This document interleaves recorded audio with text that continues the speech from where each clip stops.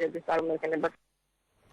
ამერიკიდან დაბრუნებულმა ბექა გოჩიაშვილმა ჯაზური კომპოზიციები ახალ კლუბში ააჟღერა. თანამედროვე კლასიკური ჯაზი და ახალბედა მუსიკოსის თემები ადგილობრივ კვარტეტთან ერთად შესრულდა. ბექა გოჩიაშვილი სამშობლოში ზაფხულის ჯაზ ფესტივალისთვის ჩამოვიდა, სადაც ის ამჯერად საკუთარ სეპტეტთან ერთად დაუკრავს. ჯაზი საზღვრებს გარეშე ჰქვია კლუბს, სადაც გემოვნებიანი მუსიკის მოსმენა ყოველდღე ორშაბათისა და სამშაბათის გარდაა შესაძლებელი. უმაღლესიდან მე ჩემი წარმოდგენაში რაც არის საოცრება იყო. საბეჭდილებები არის ძალიან პოზიტიური.